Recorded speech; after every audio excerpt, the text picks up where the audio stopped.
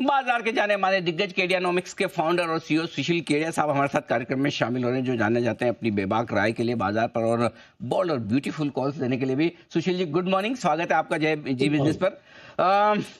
काफी कुछ इंटरेस्टिंग हो रहा है। आपसे पिछली 2-3 मुलाकातों में आपने लगातार कहा है कि ऊपर के लेवल पे प्रॉफिट बुकिंग आएगी, बिकवाली आएगी, और विशेषकर आपने ग्लोबल मार्केट्स को लेकर थोड़ा सा डर बताया भी।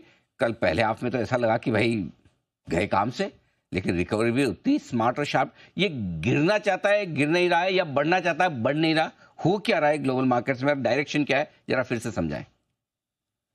अनिल जी, जहां तक ग्लोबल इक्विटी इंडाइसेस की बात है, हो सकता है हमें एक दो दिन में अपना कॉल बदलना भी पड़े, बाजार के साथ चलना पड़ेगा। बट फिलहाल जो कल रात की घटना नैस्डैक और एसएनपी पर हुई, ये लगता है बिल्कुल वैसी ही चाल थी कल रात की जो हरकतें थी। जैसे घटोत्कच को जब आभास हो गया था कि अब मैं मृत्यु के समीप हूं, तो उसने अपने वरदान का इस्तेमाल किया कि आसमान की तरफ उछल के अपने आकार को इतना बड़ा कर लेता था कि जब नीचे गिरता था धड़ाम से हजारों को लेके मरा। तो ये जो बेरिश मूवमेंट्स के बीच, मैं बेयर मार्केट नहीं कह रहा हूं, करेक्शंस के बीच वो बेरिश मूवमेंट है, जो रैलीज आती है वो सबसे ज्यादा ग्लोरियस होती है। सांस रुक जाती है, ऐसी जोर से 2-2% एक ही दिन में, एक घंटे में बाजार खींचता है। अब चाहे बाद में आप उसे शॉर्ट स्क्वीज कहोगे या जो भी कहो, तो फिलहाल कल रात को जो उथल पुथल मची है, वो घटोत्कच वाली ही छलांग नजर आती है अब तक। और वहां से अगर अब मैं हमारे निफ्टी की तरफ आ जाऊं, तो निफ्टी की 3 टुकड़ों में हमने रेंजेस को बनाया हुआ है। 25,300 आने से पहले 24,300 लगता है, 25,200 क्रॉस करने से पहले, 220 क्रॉस करने से पहले 24,700 लगता है। तो अब ये लेवल्स अगर हमारे खिलाफ चले जाएंगे तो हमें सौदा समेटना पड़ेगा। और सिमिलरली बैंक निफ्टी का भी ढांचा उसी तरह से है, तो थोड़ी बहुत और रेखाएं सरकती रहती हैं। पर अनिल जी, जो ग्लोबल मार्केट्स में सबसे गौर करने की बात है, जो मैं आपके साथ लगातार 3 महीने से मेंटेन करते आया, तेल का तेल निकलेगा, तेल का तेल निकलेगा। तो एक बार जितना निकलना था तेल का तेल, 88 से 63 तक की चाल हो गई, $88 से। अब हमने अपने क्लाइंट्स को कल ये सलाह दी कि कच्चे तेल में अब तेजी करो, और कच्चे तेल की तेजी से जिन स्टॉक्स को डैमेज होगा, एशियन पेंट्स में हम 1 साल के व्यू में 4200 का व्यू लेके बैठे हैं, पर एक बार 10% का पुल बैक एशियन पेंट्स में भी आ सकता है। और ये पीडी लाइट, पीआई इंडस्ट्रीज, ये क्रूड का भाव घट चुका है इसलिए इनको ले लो। आगे क्या होना है क्रूड का भाव, उसके ऊपर इन स्टॉक्स पे दांव लगाना है। एचपीसीएल, बीपीसीएल हमारे बड़े शॉर्ट्स हैं, धुलाई हो जाएगी इन स्टॉक्स की। और क्रूड ऑयल एक बार लगता है वापस $88 तक जा सकता है, जिसके बाद इसकी कस के वापस लंबी धुलाई होगी और ये 62-62 की लेवल बुरी तरह टूट जाएंगे। पर उसके पहले क्रूड ऑयल में भी एक बार घटोत्कच की छलांग नजर आ रही है। कच्चा तेल भी वापस रिकवर हो चुका हो सकता है, और $62 के जो लेवल्स बता रहे हैं वो नाइमेक्स क्रूड के हैं, ब्रेंड के थोड़े से उसके ऊपर के लेवल आपको दिखेंगे जो जहाँ से घुमा है। तो ये ध्यान में रखें। साथ ही ग्लोबल मार्केट्स में एक कह सकते हैं कि एक बाउंस इसलिए भी हो सकता है ताकि मंदी करने वालों को ट्रैप किया जाए। आपने इस बीच निफ्टी के कुछ लेवल्स बोले थे कि किस लेवल के ऊपर निफ्टी बंद होगा तो आपको तेजी में आ जाना है, या किस लेवल के नीचे बंद होगा, वो लेवल में मिस कर गया, एक बार जरा फिर से बताएं सर। 2 भागों में हमने निफ्टी की ट्रेडिंग रेंज को बांटा हुआ है। जो ये उछाल आज सवेरे आया है, अगर ये एक्सट्रीम तक भी चला गया, तो जब तक 25,300 के ऊपर नहीं जाएगा, हम निफ्टी में तेजी के सौदे नहीं ढूंढेंगे। और जो अभी शॉर्ट का स्टांस है, हम 25,200 के आसपास स्टॉप लॉस रख के वापस इसको शॉर्ट करेंगे 24,700 की फिलहाल टेक प्रॉफिट लेवल पे। और इवेंचुअली 25,300 से लेके 24,300 और 25,200 से लेके 24,700 की रेंज में हम टाइम टू टाइम रेंज के एक्सट्रीम पॉइंट्स पर उल्टे सौदे बनाएंगे। ठीक बात है। तो ऊपर में आपको 25,200 25,300 की रेंज में निफ्टी पहुंचे तो वहां शॉर्ट करना है। नीचे में 24,700 पहला सपोर्ट है, उसके बाद 24,300 ये दूसरा सपोर्ट है, जहां पर आपको फोकस करना है। अब आइए कुछ मजबूत और कुछ कमजोर सेक्टर्स का पहले जिक्र करें। अगर कमजोरी होगी तो किन से होगी? क्या सबसे ज्यादा कमजोर होने में आगे रहेगा? अनिल जी, जिन सेक्टर्स की या स्टॉक्स की स्ट्रेंथ खत्म होने को आती है, तब हम उनमें एंट्री करते हैं, शॉर्ट की या टेक प्रॉफिट सेल की। और जिन सेक्टर्स और स्टॉक्स की कमजोरी खत्म होने को आ रही है, हमें तो परिवर्तन पर दांव लगाना है। देखिए, अगर हम लगातार स्टील के स्टॉक्स में नरमी का रुख रखकर, बेच बेच के लेने का रुख रख के 4 महीने से बने रहे, अब स्टील अथॉरिटी का दाम कहां से कहां नीचे उतर गया, टाटा स्टील 180 वाला आज कहां आ गया। तो अब हम ये स्टील के स्टॉक्स नहीं बेचेंगे।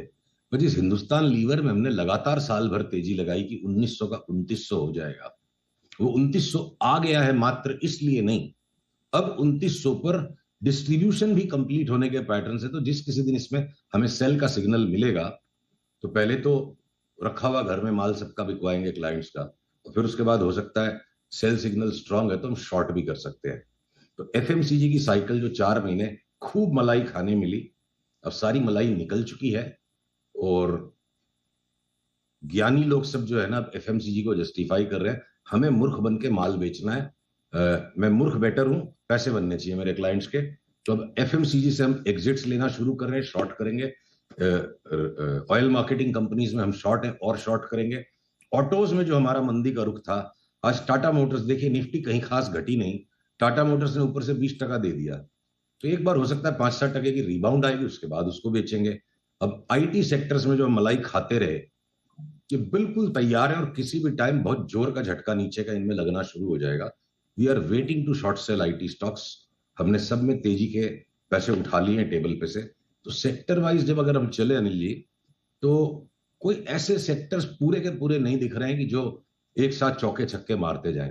पर अगर आप इंडस्ट्रियल ग्रुप वाइज देखो, प्रमोटर ग्रुप वाइज, तो अडानी के स्टॉक्स को हम बिल्कुल भी शॉर्ट नहीं करेंगे। कोई बोलेगा अडानी के साथ इसका ये है वो, सब फालतू बातें हैं। मैं चार्ट का गुलाम हूं, किसी का गुलाम नहीं, कोई अडानी का मैं गुलाम नहीं। उनकी चार्ट जिस दिन खराब होगी मैं ठोक दूंगा। अडानी के स्टॉक्स में मेरे को लगता है बड़ा शॉर्ट सेलर्स के लिए ट्रैप बन सकता है। तो हम टकटकी लगा के देख रहे हैं, जहां उसमें बाई सिग्नल आएगा तो अडानी के स्टॉक्स हो सकता है इस बाजार में भी ले लें। एचडीएफसी बैंक जिस तरह से साइडवेज चलता जा रहा है, जहां ये लास्ट 8 दिन के लोस को तोड़ेगा, हम इसको दे मारेंगे बुरी तरह। एचडीएफसी बैंक की चार्ट गिरने के लिए तैयार हो सकती है। आईसीआईसीआई में मान लीजिए शॉर्ट का दांव लगाया, पर वो नहीं वर्कआउट हो रहा है, एक बहुत माइनर डिक्लाइन हुई है, तो 1-2 दिन के अंदर अगर उसमें नीचे का मोमेंटम आना शुरू नहीं होगा, उसमें से काट लेंगे। तो अनिल जी, ब्रॉड आइडिया ये, छोटे वाले बैंक्स नहीं बेचने हैं, बड़े वाले बैंक्स को बेचना है। बड़े वाले बैंक्स में भी इंडसइंड बैंक हम इंतजार में हैं कि कब हमें इसमें 50% खाने की चाल मिलेगी, इसलिए इसको हम नहीं बेचेंगे। ये 1300-1400 की ये लगता है कि 1200 की मंदी नहीं होगी, 1800 का भाव हो जाएगा अगले 6 महीने में। IndusInd sell bank short sell की लिस्ट से बाहर है, इसके अंदर लॉन्ग ट्रेड ही ग्रैब करेंगे। आरबीएल, बंधन, इनमें हम सब में वेट करेंगे। 5-10% का करेक्शन आ भी जाएगा, तो उनमें 5-10% के करेक्शन को खाने के चक्कर में अगली 50% की चाल छूटेगी। तो हर एक सेक्टर में अनिल जी अब बहुत सिलेक्टिव मूवमेंट्स दिखते हैं, और अक्रॉस द बोर्ड किसी एक सेक्टर के ऊपर काला टीका या लाल टीका लगाने की जैसी जगह नहीं दिख रही है। आपको अगर शॉर्ट के आइडियाज ढूंढने हैं तो ऊपरी स्तर पर एफएमसीजी, तेल कंपनियां, ऑटो और आईटी, ये 4 सेक्टर है जहां सुशील जी बेरिश है। लीवर, टाटा मोटर्स जैसे शेयर आपको उछाल में बेचने हैं। अगर तेजी करनी तो अदानी ग्रुप के शेयरों में करनी, सिग्नल आने पर एचडीएफसी, आईसीआईसीआई, इंडसइंड बैंक जैसे स्टॉक्स भी लॉन्ग करने के लिए आपके लिए अच्छे हो सकते हैं। अब आइए एक सवाल इस बात को लेकर लेना चाहता हूं, क्योंकि एक बड़ी चर्चा जोर से चल रही है मार्केट में कि 2008 में जो कुछ भी हुआ वैसा ही यूफोरिया इस वक्त फिर से बन रहा है। आईपीओ मार्केट में देख लें या फिर ग्लोबल मार्केट में देख लें, और तब भी ऐसा ही हुआ था। उसके बाद सितंबर का ही महीना था, रेट कट भी आई। क्या 2008 जैसा माहौल आपको दिखता है ग्लोबल मार्केट में और इंडियन मार्केट में? क्या वैसी सिचुएशन बन सकती है? ये इस सवाल को आपने बहुत सही समय पे उठाया है, और इसका उत्तर पूरी तरह से मिल पाने में थोड़ा सा समय और बाकी है। पर अगर 2008 जैसी परिस्थिति, मैं कंजर्वेटिव होकर चलूं, क्योंकि देखिए समय से पहले भी ज्यादा सावधान हो जाने में गलती होती है। लगता है शायद ये 2008 वाली परिस्थिति से भी ज्यादा भयानक परिस्थिति क्या पता 2025 में बने। और ये 2024 में सामने जो यूएस इलेक्शन है, देखिए जिस किसी के हाथ में सत्ता रहती है उसकी ताकत का दुरुपयोग करता है। मतलब युद्ध है कि चुनाव, तो वहां गवर्नमेंट एनर्जी जो लगेगी लिक्विडिटी पंप मारने में, बूस्ट करने में।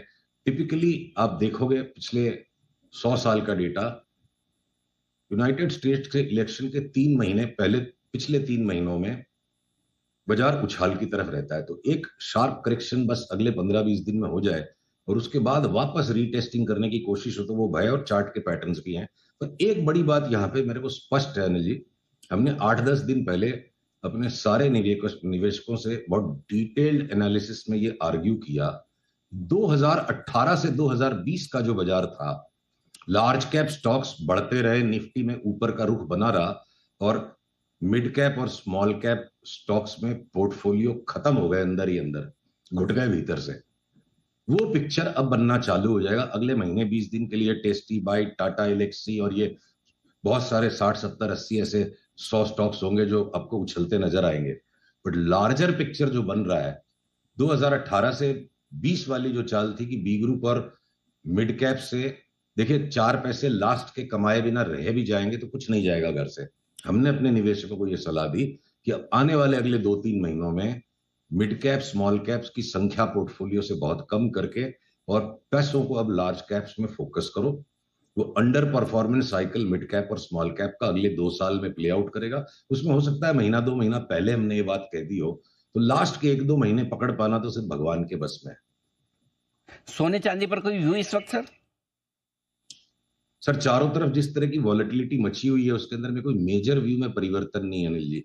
जो अपनी पिछली बार बात हुई थी कि सोने में एक बार 12 से 15% का करेक्शन आ जाएगा तो हम वहां पे अपना सोने की मंदी का व्यू अबैंडन करके नए हाई की तेजी लगाएंगे। एक बार अभी कुछ भी इमीडिएटली वहां पे फट से नया कोई व्यू बना लेने लायक चार्ट में परिवर्तन नहीं आया है।